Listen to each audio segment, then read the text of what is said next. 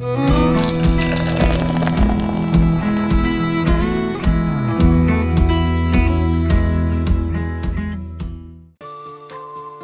is the 2024 Brewtubers Online Brewers Club Beer Experiment, Fruited American Wheat.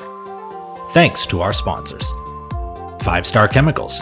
Check out the interactive cleaning guides and learn more about their newest product, Liquid PBW, on their official website, www.5starchemicals.com. Beer and Wine Hobby Homebrew Supply Store. Beer and Wine has one of the biggest yeast selections around and boasts an extensive list of homebrew beer kits to make clones of some of your favorite beers. Check them out at www.beer-wine.com and tell them Brewtubers sent you in the order comment box. Let's get sipping.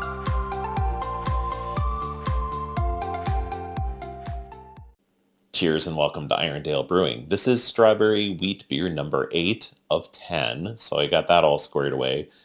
Today I'll be actually doing Brewmaster Jerry's, which was my mistake in the last one. That was actually Andrew from Running on Beer's version of the strawberry wheat. He used strawberry syrup, and he said after stabilizing the beer. And I don't know if by stabilizing he meant he just cold crashed it to kind of keep the yeast from re-fermenting once the syrup was introduced, or if he actually used something like potassium sorbate to stop it from re-fermenting. But at any rate, that was the previous beer. Apologies to both of you guys. I'm sorry, that was totally my mistake. But that does explain kind of that creaminess in Running on Beer's version of the strawberry wheat, because if you think about what syrup, that thicker kind of mouthfeel that syrup would have, so that kind of is more in line with what I was tasting than the freeze-dried strawberry powder would be. So, apologies again. Today we're actually going to review Brewmaster Jerry's for real. His is called Straw Pole, and this is American wheat beer dosed with freeze-dried strawberry powder as a dry hop. He did confirm he used 8 ounces in a 5-gallon batch. I don't know if it's the same brand I used, but I used 4 ounces in a 2.5-gallon batch. That was way too much. But we'll see. Maybe he used something else, or maybe his just worked out better. I don't know. And also, he used it as a dry hop, and I put it in a packaging time. That would matter too, because then it has a little bit of time to. It might re-ferment. There's probably, if it's made from real strawberries, there's going to be a little bit of sugar in there. So maybe his is more mellow than mine, which wouldn't have had the opportunity to re-ferment or to kick off fermentation again, since I did it in the keg. At least, not really, because it would have been cold, too cold for that to happen. So. Let's give this a try. I like the label. Got it all squared away. I thought I only had 2 beers left. I have this one plus 2 more because this was kind of off to the side of my fridge, and my fault for overlooking it. So it came in at 6.9% ABV, it looks like, and kegged on 630, canned on 721. Let's give this a shot. And in true fashion, my fingernails are getting too short. Okay. Let's just pour this one.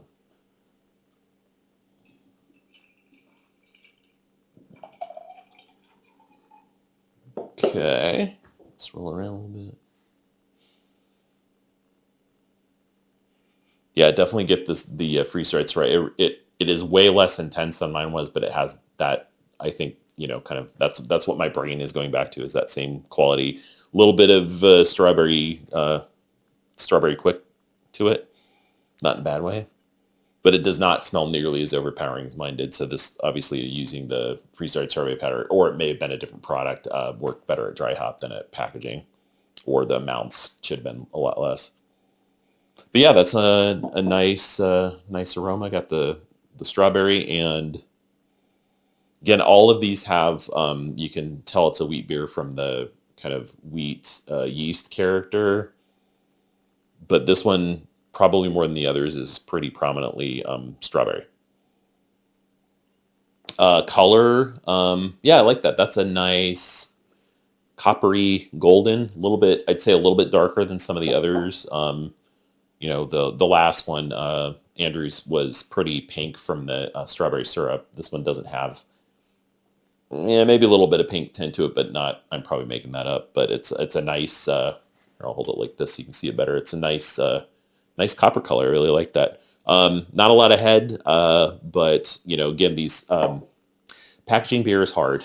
I learned that the hard way myself with the packaging it out of a keg. I used to bottle everything, but getting it out of a keg into another container, and then it was shipped in the summer to Massachusetts and then shipped around to all of us to taste. That's a lot of abuse for a beer. So, it's not probably totally unexpected that we might see some, head retention, other, minor things. Not a big deal. Seems to have some, there's definitely some carbonation. There's some bubbles going on. All right, let's give it a taste.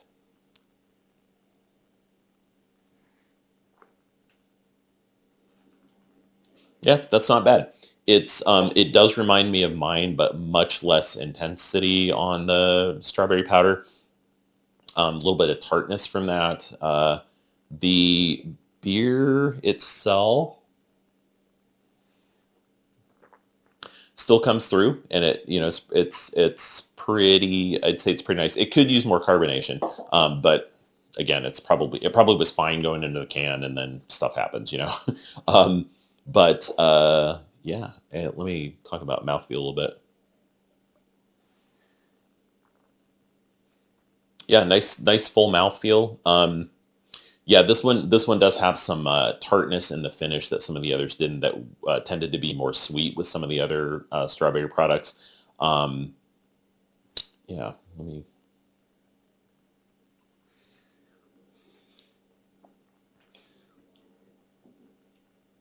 But yeah, especially if you do the retro nasal thing, that strawberry really comes through. And oddly enough, when you do that, it feels, and the sense of it is another fruit fly, a little bit more real strawberry than maybe comes out on the initial aroma.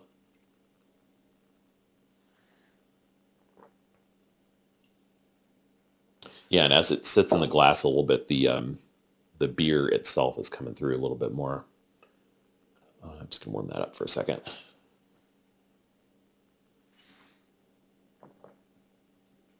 But yeah, that worked pretty well. And I will say I probably have PTSD from my version that used freeze-dried strawberry. This is way better than that. But probably the recall is tinting my opinion of it a little bit. But it's well done. The beer itself, nice mouthfeel, great color. The the freeze-dried strawberry is not nearly as overpowering as it was in mine. But I don't like it as much as, and I don't even know if we're supposed to compare them. So I'm sorry if this come off like I'm being a being a jerk about this. But I don't like it as well as some of the. I guess technically I guess we're comparing because we're like, hey, everybody tried something different. We see what works in what ways. So I don't like it as much as some of the other products. But it is not bad. Not a bad beer at all. I'm gonna pour more out of the can. I just wanted to leave enough in there, enough space so I could swirl it around a little bit.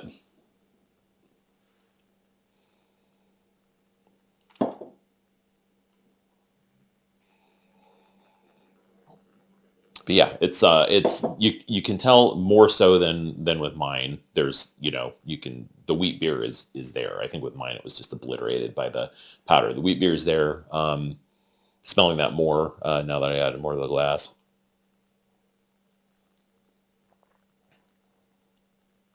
Yeah, and I think as it warms up a little bit, it's mellowed out so that the strawberry tastes a little bit more.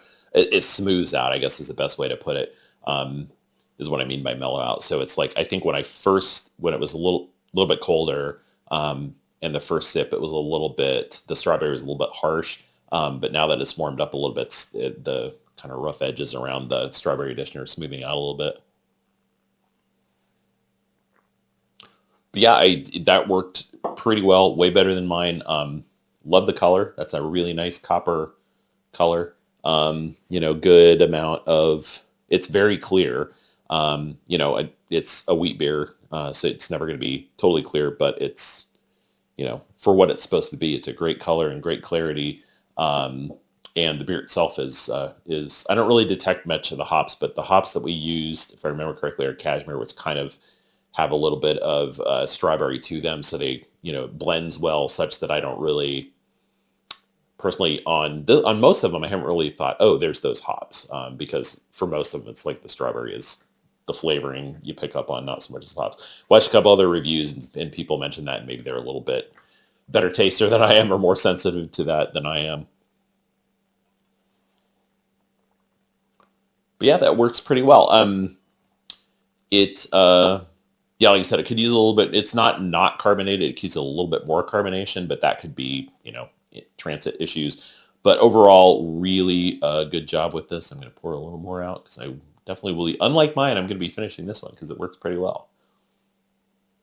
Should have dumped a little bit harder, but yeah, you can see bubbles coming up. So there's a decent amount of carbonation. So yeah, I think that, what else can I say about this one? So it's been canned in July 21st. It's now early October. So 2.5 months, 2.5 months almost in the can. And I think it held up great. And that is a good looking beer. I think it was executed very well. But yeah, I will say I personally, that's interesting. When I dump more out, you get more that strawberry, the strawberry quick characteristic, but in a smooth way, it comes out pretty strongly now. Yeah. So great job, Brewmaster Jerry.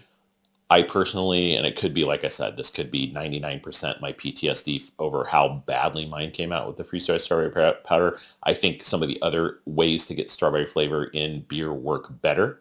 But this is a nice beer, and so I'm going to go finish it. We got 2 more to do. I think the 2 that are left are Kurt's and Billy's, I believe, if I remember correctly. So I'll have those out in the next week or so, and there's lots of other stuff to talk about. I'm getting this close to having my canning setup rolling with the Cannular can filler and the Cannular Pro semi-auto canner. So I'm really excited about that stuff, and we'll do a tour of that. That's pretty amazing stuff. I think I just need to do a couple of tweaks on the filler, and then I'll give a nice tour of that, and lots of other stuff to talk about. A couple of brew days that I haven't released yet, and on and on and on. But back to this beer, number 8. Good job, Brewmaster Jerry. Sorry again for the screw up on my part. Cheers. I'm going to go finish this, and we'll see you in the next one.